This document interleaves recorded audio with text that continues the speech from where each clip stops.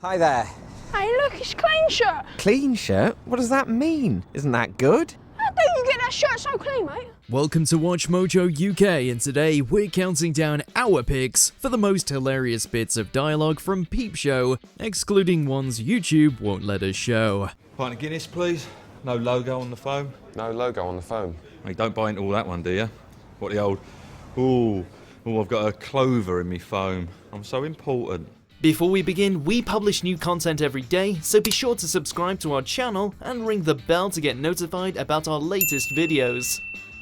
Number 10, Ergonomic Management Keyboard. Wow, she is one hot tamale. Did you hear the boiler in the night? Were you hot? Whatever.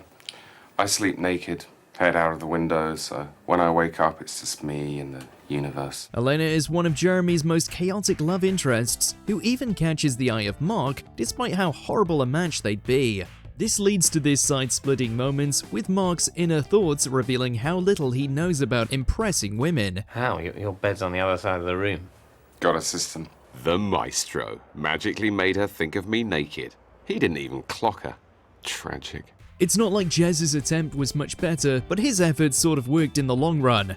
Just this one scene tells you almost all you need to know about both characters, highlighting the opposite ways they're both equally poor at social norms. Think she's spotted it? Yeah, that's right, sweetheart. Ergonomic Management Keyboard. While it's definitely exaggerated, the inner monologues are often painfully relatable, making many consider Peep Show the pinnacle of cringe comedy. How can I distract the savages? Keyboard. Apparent crusade for justice, reduced risk of RSI at home. Double bubble. I've got it! I've got the keyboard! Mission accomplished, guys! Number 9, if it ain't broke, don't fix it. I always know you do well for yourself, Mark, but this is amazing. Relax. You don't go to Adulterous prison for drinking tea and playing Connect 4. Handyman is a classic Series 4 episode showing us the first time Mark attempts to cheat on his partner. Our affair? Okay, that sounds good. What sort of affair were you thinking of? The Dreyfus affair or more like the Watergate affair? Because I can tell you right now, I'm not burgling any Democrats. At the last minute, he chickens out, delivering this memorable line. Mark decides to do the moral thing and not cheat on his partner, but in the most pathetic way possible. Glad I sprayed my nuts with aftershave, though. You never know how things might turn out. I'm no Nostradamus. In the process, we get to see this amazing line, which summarizes Mark's character wonderfully well. It's still not as difficult to watch as his attempted affair with Stephanie in Series 8.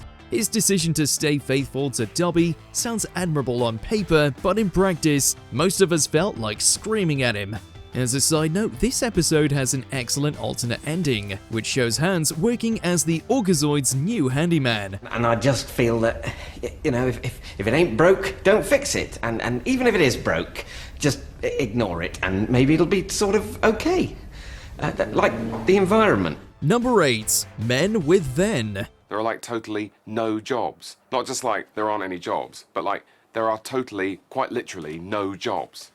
You should just get a van. And with a van, it's like you got an MBA. Series 6 kicks off with this solid episode, where we get to see Jeremy very briefly actually working. I've made like 4 sales. I'm zinging. Colin's put me top of the leaderboard. I'm in line for Pizza Hut vouchers. You're king of the farmyard. You're in line for the free garlic bread. Then the company goes bust the same day, and the El Dude brothers are unemployed.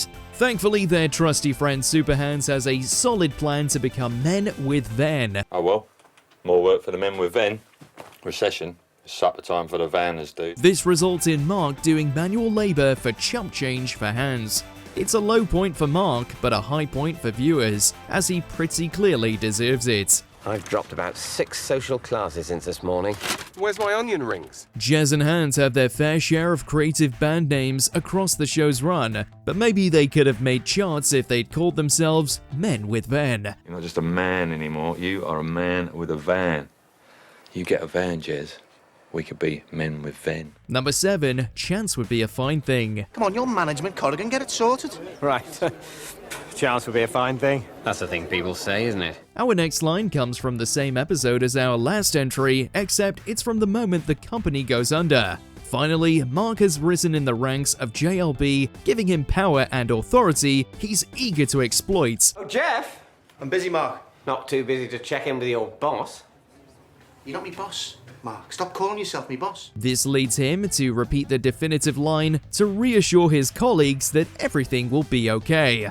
On its own, it's not particularly funny, but after he repeats it excessively, it becomes one of the series' most comical moments. Mark, can't you reset it? Charles would be a fine thing, Lisa. I know what we should do. Coffee run. Cardigan 200 lattes. Good one, Jeff. Charles would be a fine thing. A fine thing indeed. Saying that too often now. This episode is gold the whole way through, and an excellent start to a solid series. Number 6, That's All Ancient History. It's cool. I'm not a stalker. I thank shop girls for their advice with chocolates. I just happened to pop by a couple of days later to let her know I've broken them in. That's my line. Another memorable episode is when Mark decides to follow April to the University of Dartmouth, then pretends to be a student to win her affection. On the way, we get some quality time with the El Dude brothers, reminiscing about their student days. Anyway, no use regretting the past. I wish I'd done ancient history, but... I thought you did do ancient history.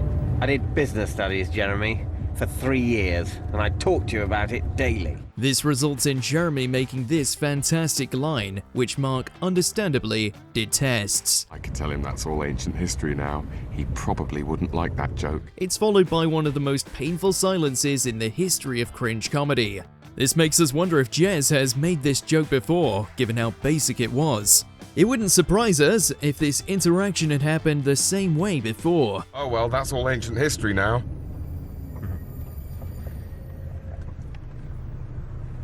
Number 5, Hitler promised not to invade Czechoslovakia. This is it. I have entered the world of men. All I need is some beef jerky and somewhere to spit. So, what have I got? All the Reds. Series 2 episode The Man Show centers around Mark trying to befriend Jeff as a sleazy attempt to get closer to Sophie. I mean, I might try some of my moves. Yeah, right. Oh, my moves are nothing, are they? You know, you ought to be careful wearing tops like that. I am a man after all. Oh, were they in a submarine? This results in Jez genuinely befriending Jeff, which ends up with Jeff trying to cheat on Sophie. Jez caves to Mark's peer pressure and tells him about it just for a laugh. Okay, well, basically, Jeff, he, not really, but a bit, got off with this girl. Oh, my God! I've hit the mother lode! This is what I've been waiting for! For Mark, it's valuable information he can use to weasel his way back into Sophie's life. Mark then gives us this spectacular line to justify his betrayal. While we get the point he was trying to make, comparing yourself to Hitler is never going to make anybody look good. You promised not to tell. Hitler promised not to invade Czechoslovakia, Jeremy. Welcome to the real world. Number 4, nice packet of crunchy nuts. Gog. At school, if you're going to sneeze, you'd run up and do it in his face. Gog! Jeremy, what are you doing here? Wouldn't you like to know, you big prick? Jeremy Makes It from Series 2 is potentially one of the show's most quotable episodes. It's loaded with iconic lines, with Jez trying to work for his now successful school friend, Gog. You know what I fancy right now? A kebab. Will you go down and get me a kebab? You want me to... I want a kebab. Mark's plot instead shows him accidentally befriending a racist, then doing a pathetic job at confronting him about it. So, let's just forget anything ever happened, okay?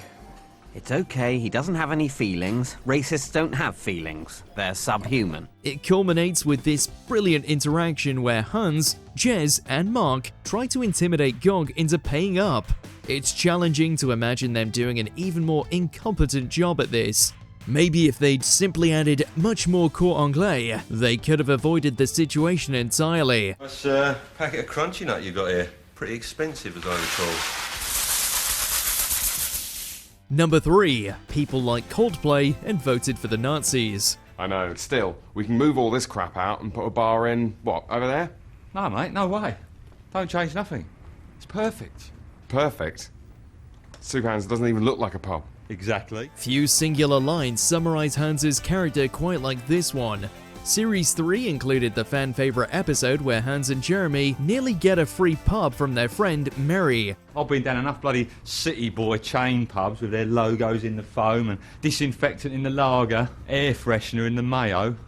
Yeah, I want to run a place that makes a difference. She turns out to be struggling with her mental health, meaning accepting her gift is far from moral. That doesn't stop the pair from trying, despite the clash of vision. Let's start by getting rid of this. That stays. That's the reason I fell in love with this place. You want a washing machine in the pub? It'll freak them out. This is proven by Hans's hysterical observation on why they can't trust people, hence why they can't stock lager and nuts. Do you think Jez or Hans had the better pub plan, or do you think they were both poor? The thing is, Hans, as I've said before, I really just think we should serve at least one lager and nuts. You know, people like lager and nuts. People like Coldplay and voted for the Nazis. You can't trust people, Jeremy. Number 2, I'll never forgive Orange. Leave the name into the baby mama, if I were you. That's what I did. You have kids? The twins. I'm always going on about me twins, aren't I? I don't think you've ever previously mentioned the twins. This is our 4th entry, which is a Super Hans quote, revealing just how well written the character is. Our favourite Hans moment in the entire show is when he casually mentions his twins at a picnic. Yeah, I've got them on my phone. Oh, hold on. Have I? I'll never forgive Orange if they've wiped the twins. Oh, that is... At first, it's unclear whether the twins are real, or if Hans is far from sober, and it's actually just a substance-induced hallucination. How old are they? How old? 7 or 8? What's fump in English? 5? Yeah. They turned fump 5 years ago. So, what? Pair of 8ers, I reckon. Hans's delivery is understated, which is a major part to why it's so funny. In the Series 9 episode, Gregory's Beard, we get a brief glimpse of the twins, revealing they existed all along. We also learn that Hans is actually called Simon after only 9 seasons of speculation. Is it okay because society says it's okay? What next? Dogs getting married? Could I marry my own son? No. Possibly not? Correct. Number 1, For Naan. Exactly, I think it's great. Great. Well, in that case, you won't mind if I take you out for an incredibly expensive meal to celebrate. I'm not that hungry. Bollocks, we're going. As we said earlier, the episode Jeremy Makes It is loaded with memorable one-liners. The most famous is probably Mark's reaction to Jeremy splashing out on an Indian meal. Sorry, excuse me. I ordered 3 pilau rice and 3 peshwari naans. It's all right, Jeremy. It's all right. I changed the order. There's always rice left. It works so well, because while For Naan is a lot of bread, it's a pretty minor thing to kick off about. It's not all right. Bring us 3 pilau rice and 4 peshwari naans, please. I've shared enough rice with you, Mark. I'm in the big league now. If you want to spot a Peep Show fan in the wild, simply get your hands on For Naan and see their reaction. Another element of humor comes from how Mark is totally cool with 3 servings of pilau rice, but For Naan is a step too far. 4 naan, Jeremy. 4? That's insane. What's your favourite Peep Show joke or moment, and did it appear on our list today? Let us know in those comments below.